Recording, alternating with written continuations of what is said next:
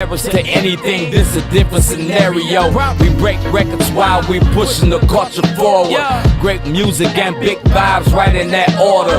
Talent gets you here, but your story make you stand out. Rooted from the source, so it's knowledge that we pass out. Gotta turn your dial to 108.1. Bumping nerd DJs while I ride in the sun. Jobs gon' speak the real like you suppose. DJ Shiny Shine always keep Mondays on the road. Various topics get discussed more frequently. We keep an open mind, you can learn something easily. Make sure you tune in and stay up to date. And submit your music again for that radio play. You can also get an interview if it's approved. Hit that link in the bio, we'll get to you soon. Intellectually Petty Radio on your stereo. Don't compare us to anything.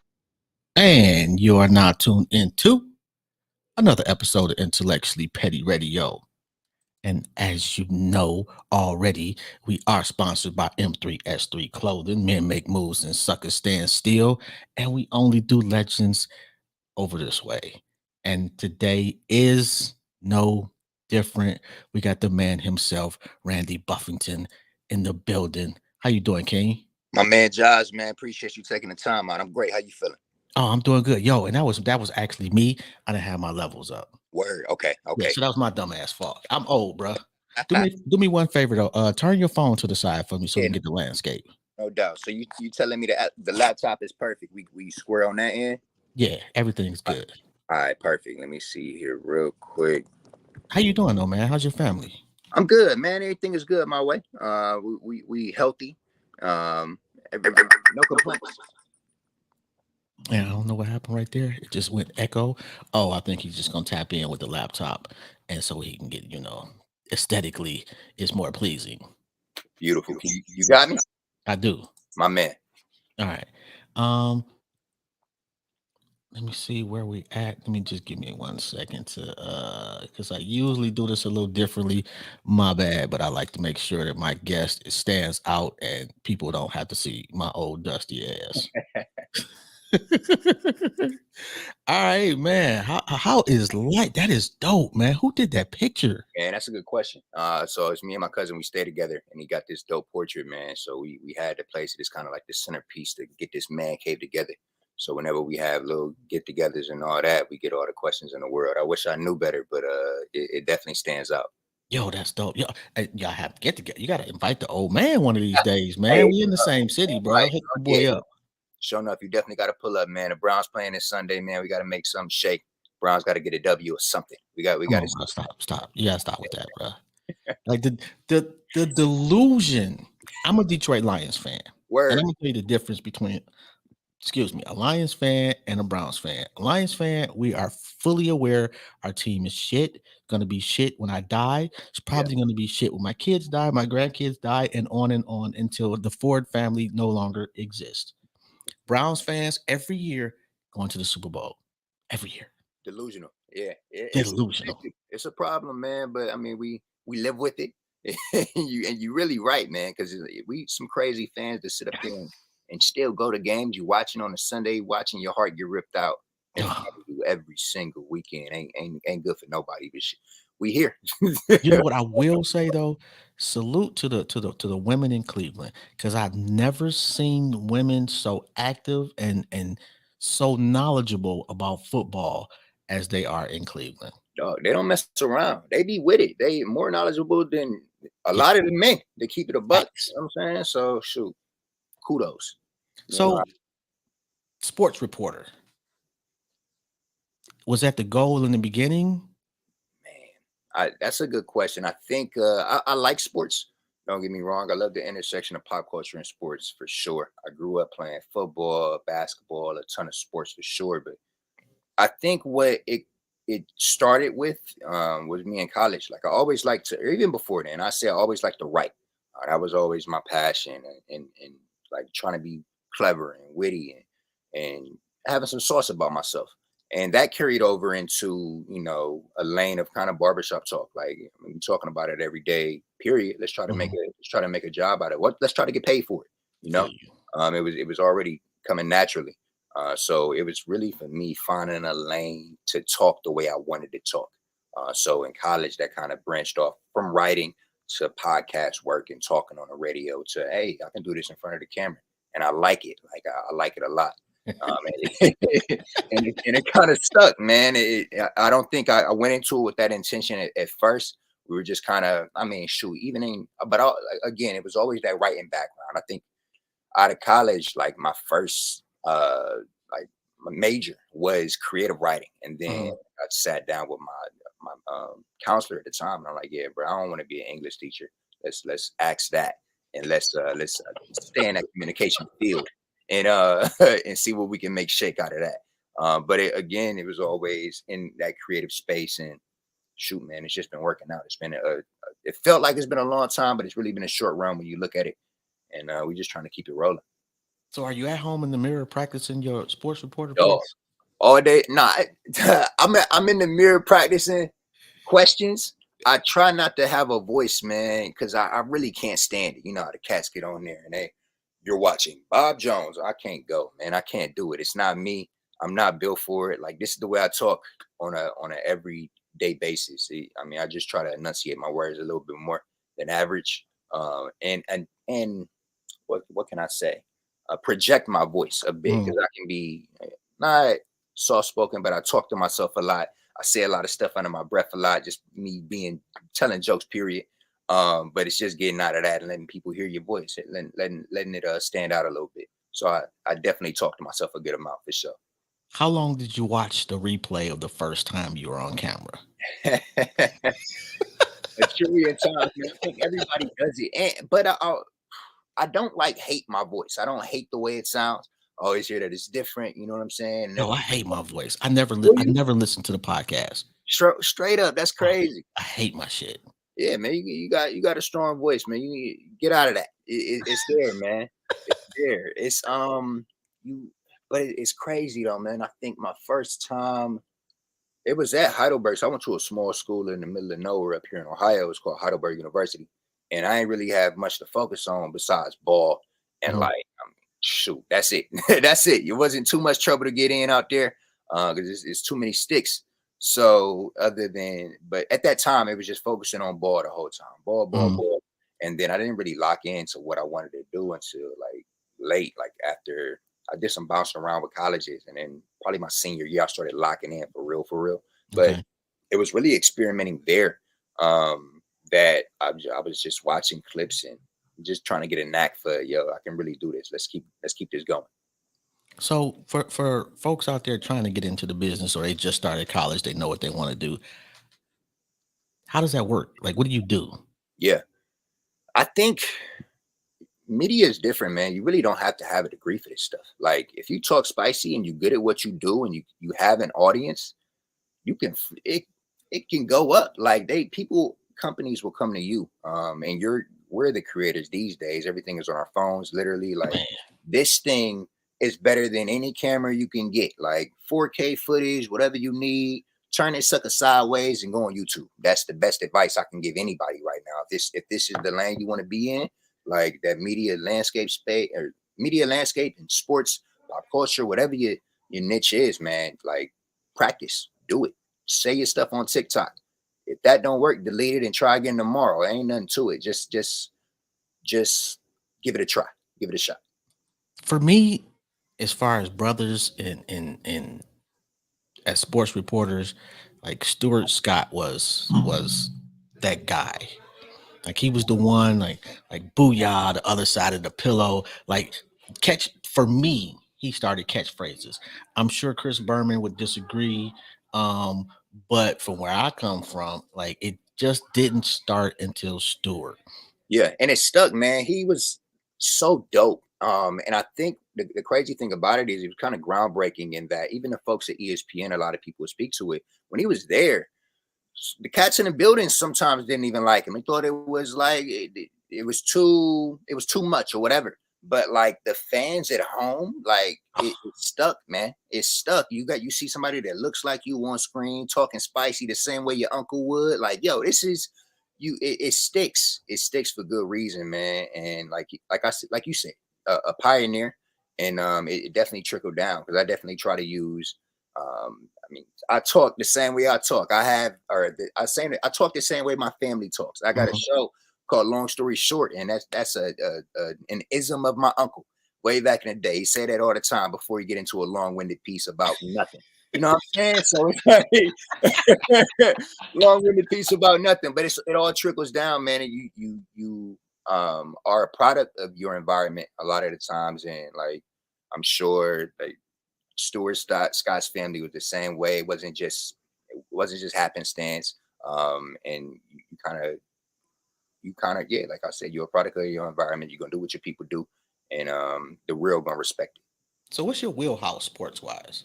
Yeah, I love again that intersection of pop culture and sports. So for a long time, I was at WRIO. It's the CBS affiliate here in Cleveland. So Okay. Cleveland 19 News. I was covering a lot of sports, a lot of human interest stories for the station up there. But I would be at the Browns games, the Cavs games. I'd be in the locker room, but not really talking about the X's and O's. I want to talk to Odell about what shoes he got on, and why he's playing the game in the first place. I want to kind of humanize the athlete, Mm. um, and just talk to him just as a man, and as a black man, from a unique perspective of a young black man. I'm one of very few at that time in the industry, the youngest cat in the locker room that's not a player. Um, Mm. one of few that the same skin color as the cat that Right. I'm talking to. Same So swag, yeah, all of same that, generation, the yeah, whole all of nine. that, Yeah. and they see it too, and it's kind of like and they show love just off the strength of that alone. And that was really cool. So that's what I would say my wheelhouse is, man. I try to be very versatile. So like all that I just talked about, I consider that talking smack. I'm gonna talk smack regardless. I really love that's just my personality, but I really love the storytelling side as well. And I got to do that a lot with USA Today just this past year and a half, and that was really cool. But the thing I like about that is telling stories about life through Mhm. the lens of sports. So whether or not you picked up a basketball or not, you ever played the game, anybody can relate to hardship and having to overcome something, and that can stick with a lot of people, man. I think storytelling can be very powerful as long as the right people are listening. What story did you go home with that still fucks with you somewhat? Yeah, man. I got a good amount, dog. I shoot. One was a trip. It was in nah, it was just recent, bruh. My man Max May, he's in Akron, outskirts of Akron, Ohio, Mhm. and he is a junior in high school right now, going in, yeah, but a junior, was a junior this past year, going into his senior year now. Mhm. And he played three sports: basketball, cross country, and baseball, all by battling cancer this past year. And Yeah. it was nuts, man, just watching that whole thing unfold. So we caught wind of the story. I went out and shot it myself, wrote, shot, and edited the entire piece. But I called his dad ahead of time to, get permission for this story to be told in the first place. It's a very sensitive topic. You want to be tasteful with everything, you know what I mean? And I'm talking to his pops from the jump, and he's like, "Yeah, this is let's do it." I think he would be open to it.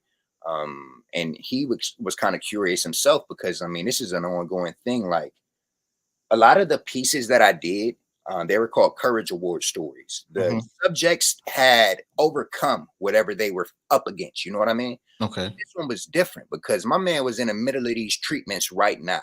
So it was very unique in that sense. But we got the story done, and I was really proud of how it all came together. And he's a fighter, just like a lot of the folks that I interviewed. Another one that comes to mind was a baseball player out of Kosciuszko, Mississippi, and I went down there in the middle of nowhere, not expecting too much, and I get there, and the story is about a kid who was expecting a great senior season, going into potentially going to college to play the sport that he loves, and before that has a chance to happen, he gets into a car accident, and as a Mhm. result of that accident, he's paralyzed from the waist down.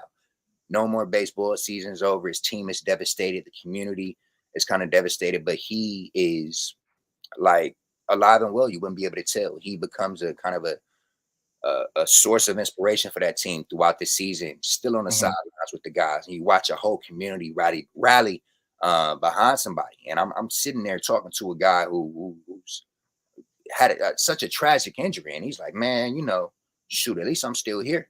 You know what I mean? My man, 17 years old, having that sort of perspective is nuts. And I think again, man, just stories like that go a really long way.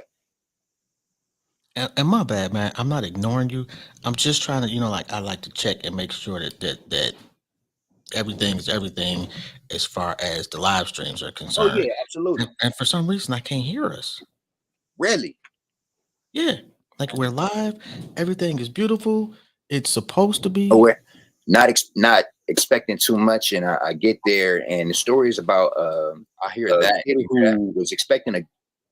Oh, yeah. Okay. Now I understand. See, this is the first week I'm taking calls. I haven't put the number out there, but what I did was I got it the Bluetooth on. Got you.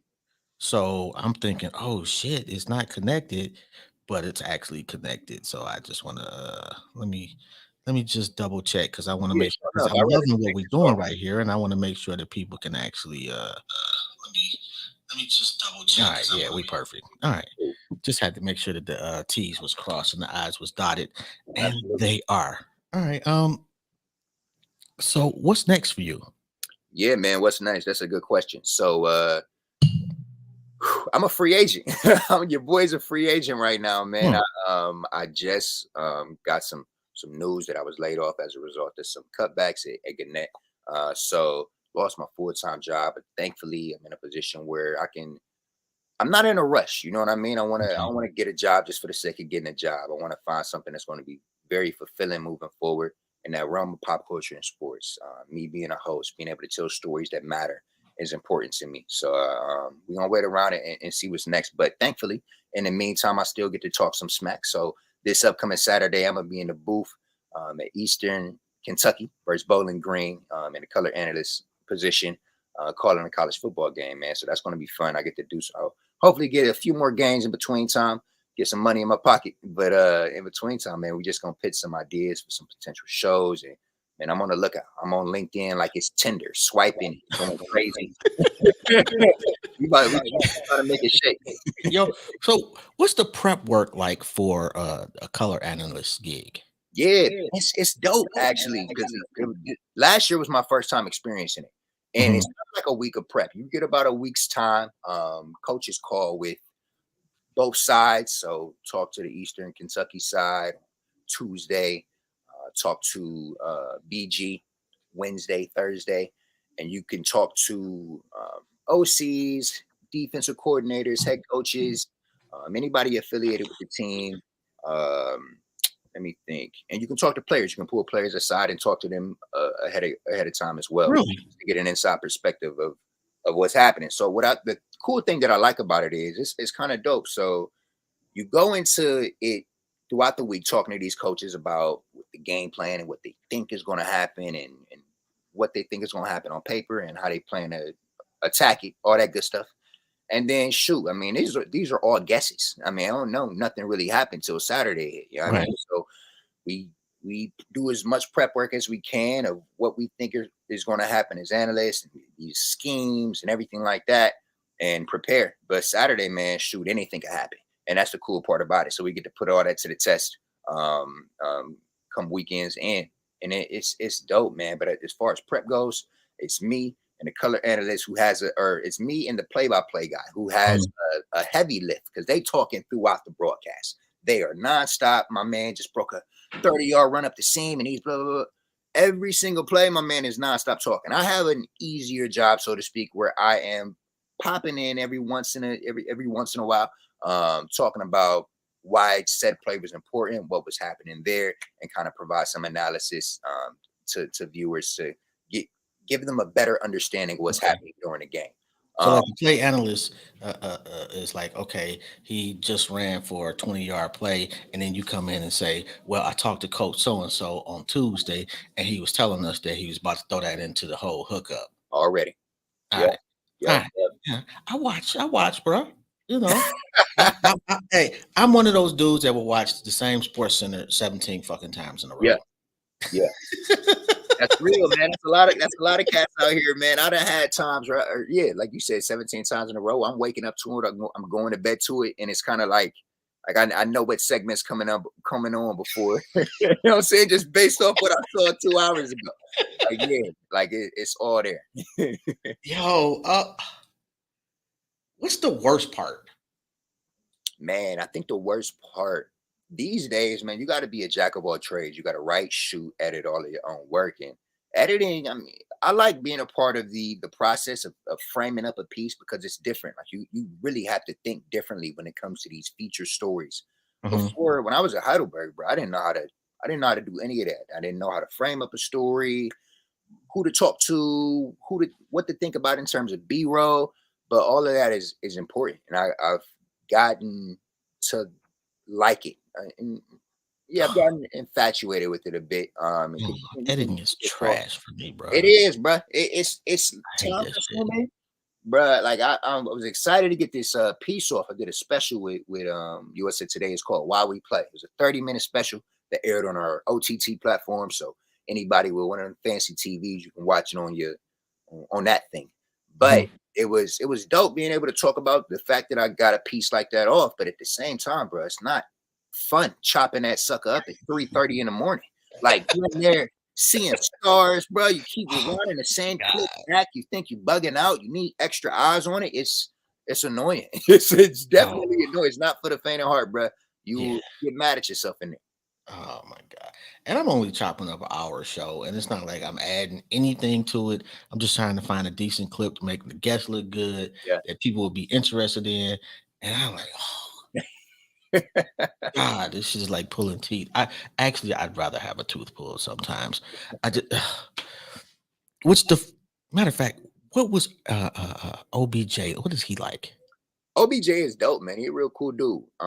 Very like, and this was off of him leaving the Giants and everything like that, and the perspective that some of the national media has about like him being a headache in the locker room and all this other carrying on. So we really didn't know what to expect in him coming down, bro. But when he did, like he's very personable, gave you the best of answers, and was just a real chill dude. Like I remember that year, that first year he came down, there was a guy that his name was Damon Sheehy Giuseppe, and he like Mhm. lied his way into he finessed a way onto the Cleveland Browns. He said that he knew somebody when he really didn't. Got a tryout, ran a 4.3, and coach is like, "All right, bet you with it."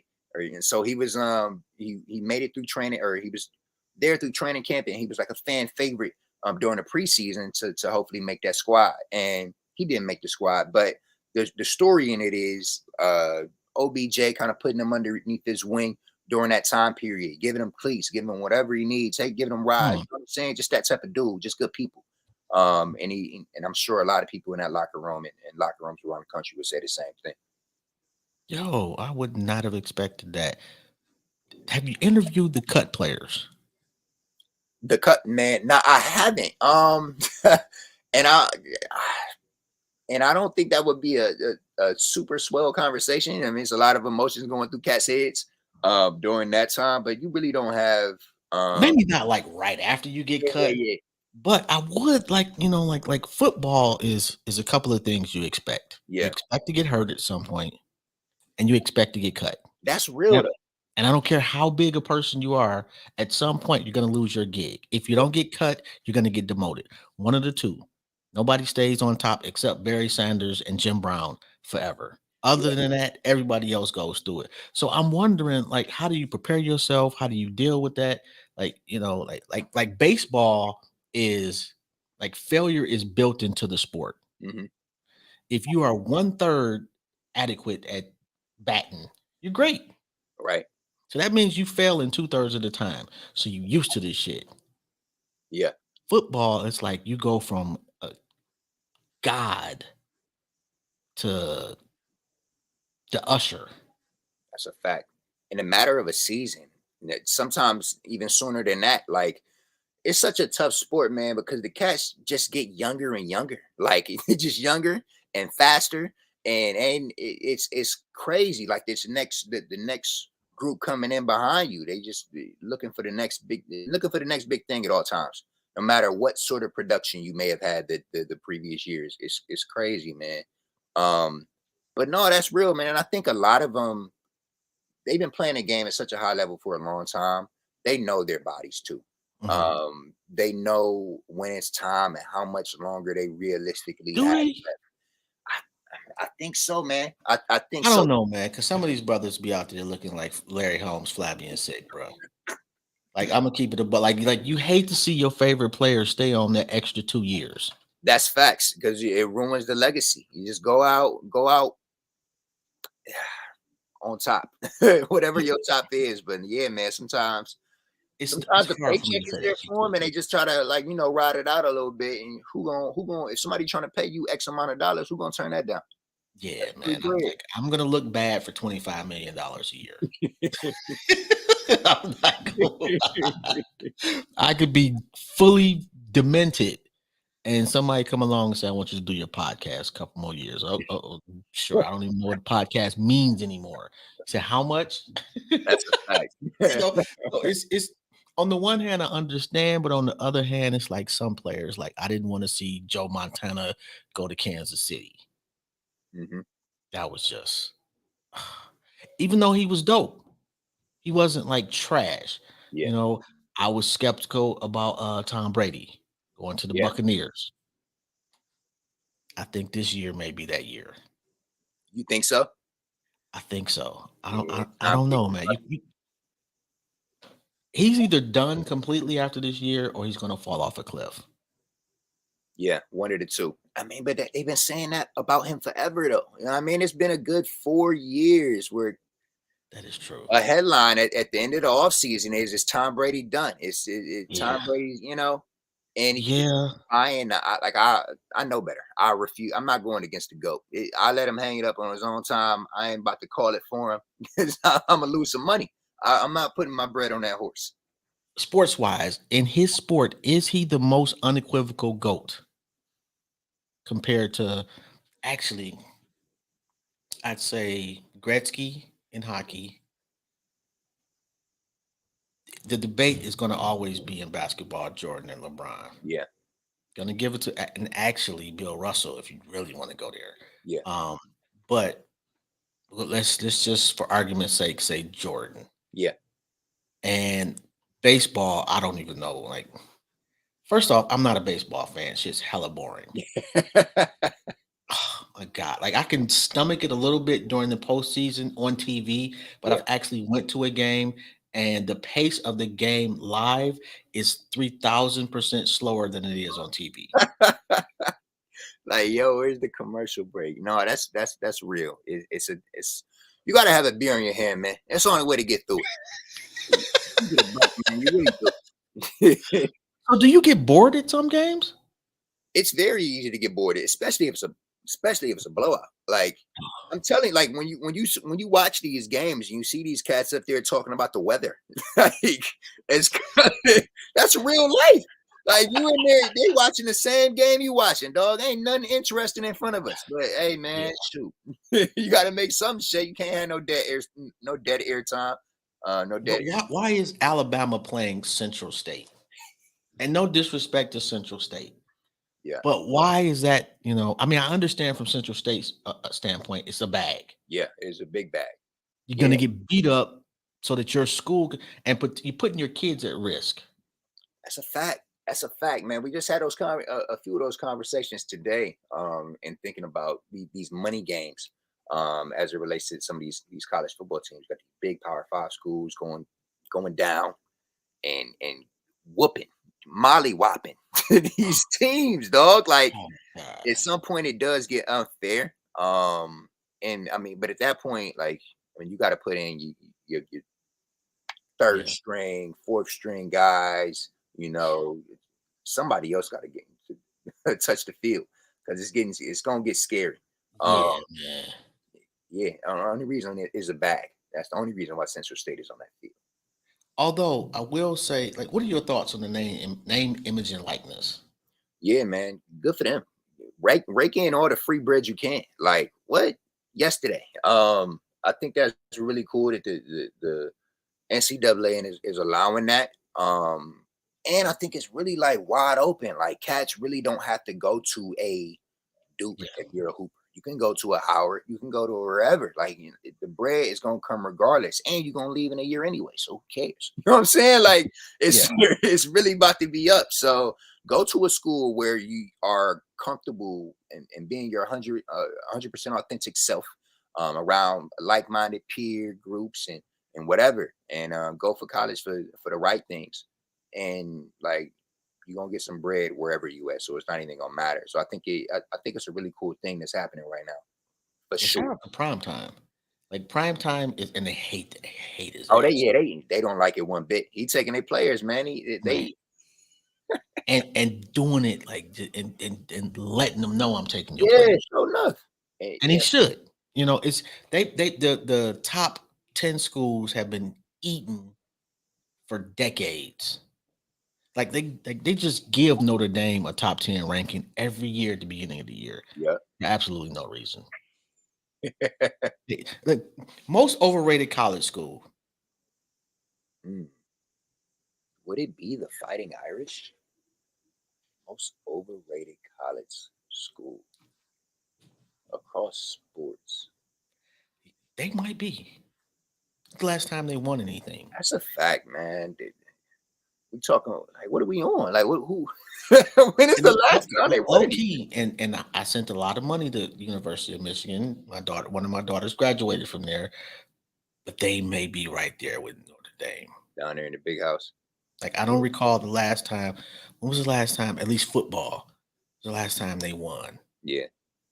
Last time I heard their name was Devin Gardner, and that was a little bit ago. And last time they were popping on the basketball side for real was Fab Five, and they ain't win nothing either. So what we really talking about? Oh, Juwan Howard got them popping a little bit. Yeah. You know, at least they made some decent runs. But football wise, they just beat O State. That was it last year before. Yeah. You know, and that was like the first time in forever. Like how Harbaugh, you know, just holds on to a gig is. I think he's a good coach. I think O State has just they are like the best of the second tier teams. Like they get there every year. They're right there. They're competitive, and then they go to the SEC and get their lunch. Yeah. Is there anything they can do differently? I think there was just like you said, man. It's been a difference in talent, like knocking everybody socks off throughout the regular season, so to speak. And then, man, once you get that mixed bag of SEC teams, and you going up against Clemson's and Alabama's and Georgia's, man, it's different. Clemson about to fall off. You calling it? I'm calling it. Dabo is, and for the sake of you getting a new gig, I'm gonna withhold my full thoughts on Dabo Swinney. But I think that the true Dabo has kind of came through over the last couple of years. And I think it's going to have a significant effect on recruiting. Yeah, that's important. I mean, coach, you want to go into a culture that you believe in and that are that you believe in. And yeah, man, if you ain't rocking with the coach's sentiments, it's not gonna be good for your for the roster. Yeah, and the bully coach days are over. Yeah. You know, I think old boy at Alabama is probably the only one that's really going to be able to get away with the bully coaching, and he's got like half the NFL coming from his roster. So yeah, you kind of understand that. Yeah, Nick Saban is just is he the best coach football? It would be hard to argue against it, honestly. Just off of the numbers, like. Consistently. Like, what is it about him? What do you think? I think I forgot who was up against him, man. They were talking smack about him. They were going back and forth. Or no, Saban had said something about Deion and the operation that he got going at Jackson State. And somebody spoke up for him and was like, yo, I know you ain't talking. And I want to say, I feel like it was was it the Texas A&M coach? Yeah, man. What's my man's name? I can't remember his name, but I think I know what you're talking about. Yeah. Either way, but he went off on him, man. Like, I know you ain't talking. Like, y'all running your operation ain't the tightest over there. You know what I mean? Yeah. But I think it's it's that he's built such a strong team around him that like it's such a respect there that the people that he have underneath him are getting the job done. I mean, he might be the face that you see Hmm. happen and everything like that, but it's a lot of moving parts. I feel like, but behind these teams being successful, to be honest. And he may have the biggest grip on a state since Joe Pa. That boy can run for governor. Could. He absolutely and Joe Paterno, like he had a grip on this state, man. Yeah. I was watching the documentary. I think it was the 30 for 30 on Penn State, and man, it was just wow. Yeah. That was pretty bad, man. It was it the lengths that some people go to maintain their positions Hmm. is saddening, and I can't limit that just to sports because I've seen it. Like if you can go a gazillion other places, hell, R. Kelly, if you want. A lot of people prop that man up, and Yeah. let him do some horrible things. But man, how do we fix that in sports? I think I get it's crazy, man, because it's really like it's going back to high school. It's like a cool club. Like everybody is a Man, fan of the jocks. You know what I mean? Like yeah, you like why are we separating groups and putting people on a pedestal and people can't that same jock in high school that didn't have to do his homework is the same jock that's not getting reprimanded for doing what he shouldn't be doing legally. You know what I mean? Like it all trickles down, but it's a society issue of just putting cats and letting stuff slide that just shouldn't. That's how you stop it by just hitting these cats in the chest and like, oh, bro, that ain't cool. Keeping it a buck with people. Um, the same standard that you holding everybody else to is the same one that cat that run a 4.2 should. unfortunately, the cat that's running the 4.2 actually makes money for you, and the dude with the 2.8 grade point average and bad teeth and ugly hair and acne ain't doing shit for the institution. That man pizza face. Yeah, man. I went to Michigan State for a few years, and I took a history class, and I'm not gonna name no names, but I had a basketball player in there that was pretty prominent on the team. He wasn't like the superstar, Mhm. but he wasn't a scrub either. But this guy showed up maybe 3 times the whole semester, Yeah. and when he did, he was asleep, like literally, and it wasn't just a regular. It was a like he was sleep, like he forgot that he had to come to class, and somebody dropped his ass off there, and he passed his class. Oh, with flying colors. My man It, graduated. If he graduated, it was summa cum laude. it was embarrassing. It really is like you. And I'm not saying that they should be rocket sciences. Nobody, but you're right. You should be held to some type of standard. Yeah. And from my understanding, like at least for what you hear, prime time is holding his kids to standards, not just sports wise, but academically too. Yeah. Yeah. And he's being judged by through a different lens than everybody else too. That's a fact. And we know why. But I think that it's cool too because every coach does things different, but like Mhm. the good ones, they try to teach the young men about life. You know what I'm saying? So we bring in different experts, so to speak, in their fields to come talk to the players and everything like that. Man, it's dope, man. I remember I was at a conference. I was at a journalism conference, and Mhm. and Primetime pulled up, and he bringing in students there that were interested in communication. You know what I mean? Like to have he's Yeah. coming as a speaker, and he's a coach, so he has like the juice and the power to kind of wield an audience and everything like that. But instead of just going and taking a quick flight that weekend or whatever, he bringing his people with him and kind of uplifting them.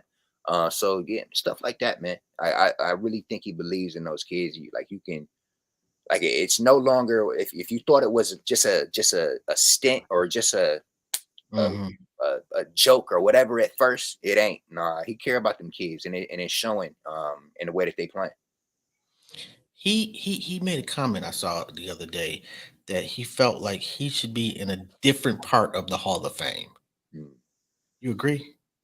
a different part of the Hall of Fame. What is it two-sided now on some What he's saying is that like he believes, and I'm paraphrasing, that they've watered it down, and that had changed the game, and he should be with other players that were, once in a generation type of players. Again, I'm paraphrasing. Absolutely. I mean, I think that definitely, and it's levels to it, and like at the end of the day, man, because the I don't know. I was gonna say the guideline, not the guidelines. That's not the right word, but the like requirements, I guess, to getting into the Mhm. Hall of Fame will maybe get watered down a bit, and you're gonna see some guys you wouldn't expect in there down the line. Probably so. But I think that even within that group, there's an understanding that like some guys are just built different.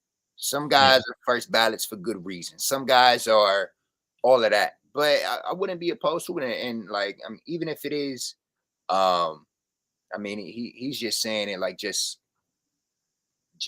as of like as a hypothetical. But like, I agree with it. Like, yeah, let you, Randy Moss, and a few other cats that just are revolutionary. Um, take your place in there. Okay. And we didn't go. We still kind of skated past the goat of all goats. Yeah, But best receiver, since you brought up Randy, him or Jerry Rice. it's gonna have to be Randy for me, man. It's gonna have to be Randy. Um, it's gonna have to be Randy for me. I think what taking the top off the defense like that. Um, but when you think about longevity too, man, Jerry Rice played like a ridiculous amount of time, And he didn't play like 15 great years and the and drop 5 off wasn't there. trash. Yeah. Like the Oakland years were still dope.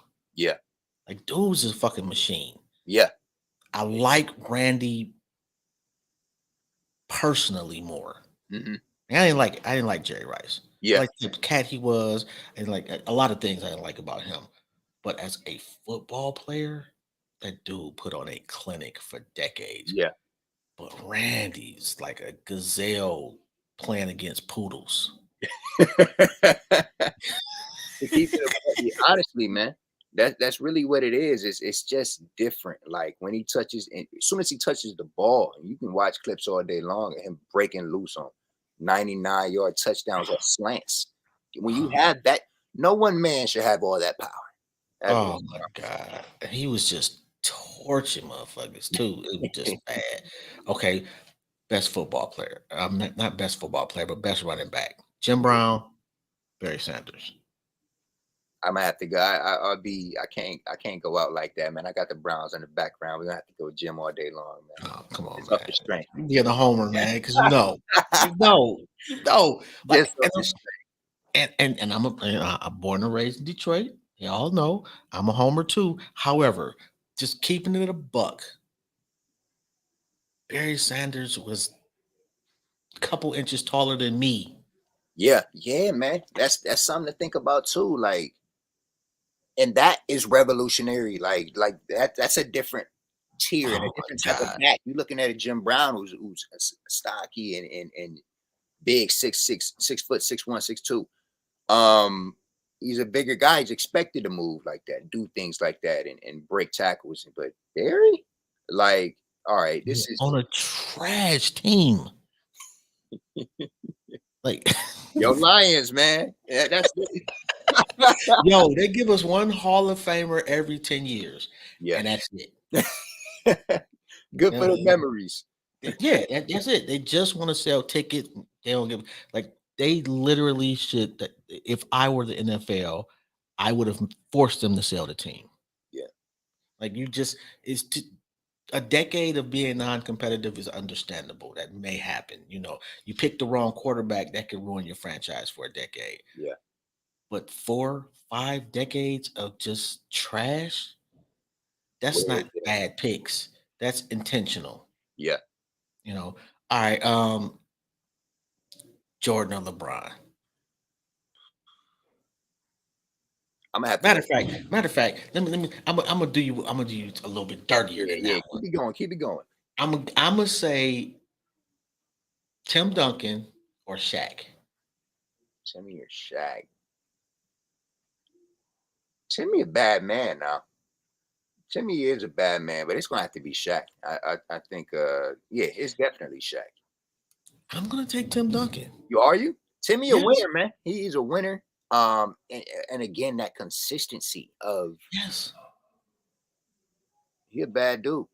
Like the dude from a technical basketball aspect, you're not gonna find a more technically sound player than Tim Duncan in the history of the game. Yeah, Didn't talk no shit. Matter of fact, Shaq was like even like if one of his fans said that he was better than me, I'm not gonna argue that because that dude yeah, was legit. yeah. He was for sure, and I can just see it in his demeanor. And like I don't know if he was a vocal as much as a vocal leader, but like but the way the Spurs operated, like it was a lead by example sort of thing. So everybody just followed suit of not only what a Tim Duncan would do, but like everybody following behind Greg Pop.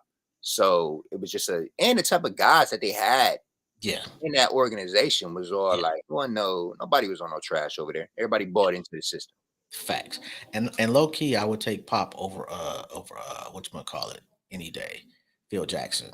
Oh yeah, ain't no low key about it. Yeah, yeah, yeah, You know how many people? There's a lot of people that Phil Jackson gets way more credit than he deserves. Tex was really doing all of that shit to keep it a yeah. buck. Although the psychological aspect, I don't think there was a better psychological coach than Phil Jackson. Mm. He understood how to deal with super assholes. And that's a big part of it too, because your locker Yes. room is not going to be silent like Timmy all the time. No. Somebody gonna get damn mad. You know what I mean? You And got sometimes his silence is actually not a good thing. Because when your best player is not the alpha male, sometimes that could create some problems in your locker room. hmm Because you may have a scrub that's the alpha male, and now he's bossing around the best player. How does that look? Yeah, that's real. It's not good for the dynamic. Like, yeah, locker room culture is real. That's important. Have you been in a toxic locker room? A toxic locker room. And I don't want you to tell me who if you have, but just like what were the telltale signs for you? Yeah. Um, they don't like each other. They aren't And it's um visible? yeah, man. Like you can if you cool with somebody, it's gonna show naturally. Like you all maybe after practice, y'all going to get something to eat or whatever. If everybody putting their stuff in the locker room and jetting toward the door and looking at their phones, yeah, hey, man, it ain't no good. Don't nobody want it. Why am I here? You know what I mean? You questioning the whole situation. Um, yeah, So are they shitting on each other to you? Like okay, off the record, I don't like so and so over there. right. Nah, it ain't like that. It isn't as blatant as that all the time, but it's not. It ain't giving them props either. Okay. You know what I mean? Like it ain't giving them props, and it is a lot of these guys, have been media trained and everything like that, so they know the way to BS their way through a joint.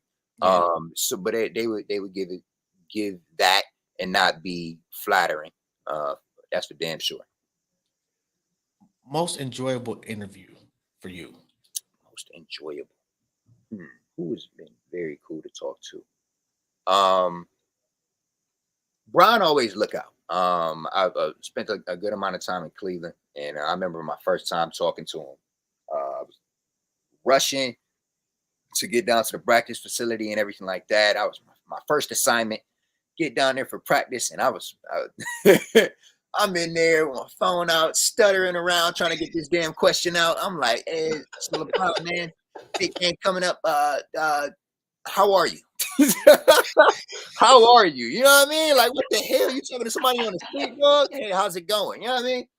And he looked at me, he understood the vibes and gave me a long 2-minute, 3-minute answer or whatever of like during that time he had just got off like he mixed something with his ankle or something like that, and was talking about his health and what he does to train in the off season to prepare himself for times like this and all that jazz. Looking out just off the strength of that. But aside from me stuttering around, Shaq has been a really cool interview. Always good people. Odell again, very personable. Just good people in terms of athletes for sure. That's what's up, man. And my apologies if you can hear people in the background, bro. This is Big Health's 100 episode. We at the Nerve DJ Studios right now. So shout out to Big Health and the whole team, man. That's pretty dope. Is there if people want to get in touch with you, if they want to hire you, how do they do that? Absolutely. Well, first and foremost, you can follow me on social media. I'm at Randy is Ice on every platform there is. Instagram, Twitter, uh, MySpace. I'm everywhere.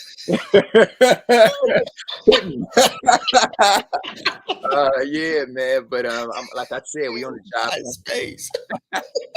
You wild, bro.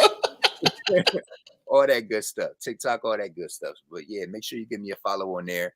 I love that intersection of pop culture and sports. So that's all you're gonna see, but a lot more fun stuff in between. I'm always smiling at work. Check me out this upcoming weekend. Quick plug with this game on ESPN Plus.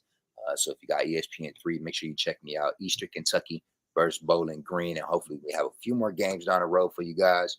But shoot, man, oh yeah, we on a job hunt. I'm reaching out to everybody and their mama on LinkedIn. And if you could do me a favor, like something, share something. You never know where the next opportunity is, baby. I'm gonna keep my eyes open for sure. Okay, Buffington, is that your real last name? Yeah, man. It's my real. It's my That's podcast. I couldn't live up to that name. Hey, Bro. my name is a trip. My full name is a trip. It's Randolph Vincent Buffington. So my mom's in there. Make sure I pass the resume test. So I sound like I'm the prince of something. You know what I mean? A land somewhere. I sound like I have a third at the end of my. You know what I mean? So I. It does sound. It sounds very rich. It sounds like I got a job right now. That's what it sounds like. You do, bro. They just haven't contacted you yet. So no. You know. And do me a favor before, because I don't want to take up too much time. But can I get your best sports reporter voice for an intellectually petty radio? Oh yeah. All right. Listen, man. Appreciate y'all taking the time. It's Randy Buffington. You're listening in Washington, Intellectually Petty Radio with my main man Jobs. We'll catch y'all on the flip side. I like that. I like that. Yeah, we'll have to use that one. Anything you want to say before we go, bro? Yo, Josh, man, appreciate you taking the time, man. This outlet is so dope. What you're doing here, bringing everybody in and being able to tell their stories. You doing that alone is powerful. So I definitely want to give you your flowers and make sure you know that you're doing it. You're doing a damn thing. Keep doing it right. Yo, I appreciate that, man. And I don't know if you're familiar with David A. Arnold, but I gotta say, yo, rest in peace to that brother. Absolutely. Got a chance to interview him a couple of years ago. And one thing that stuck out with me, and I was looking at it this morning, and he was saying how was successful, but he wasn't at the level that he wanted to be. Mm-hmm. But from a global standpoint, being able to take care of his family, he was doing great. And the beauty was being able to sit back and see him get his flowers this year. He had a really phenomenal special that he just put out this year. The whole world was talking about Dave. Yeah, it's beautiful to see that he finally got that, but it's so sad that he wasn't able to really bask in it. Yeah. Yeah, that's real. And I want to say, like, whether or not like he knew it at that point, like he was making strides and it was noticeable. People notice it. People notice work. You know what I mean? Yeah. So it just hadn't shown itself the way it had just yet with all the Netflix specials that were to come and everything like that, man. But shoot, Cleveland legend in its own right, man. More rest in power to the man. Yeah, man. Rest in peace to him. On that note, bro, it has been an honor and a privilege, man. Yo, I got something going on. Hit the old man up, man. I'm telling you, I'll come through.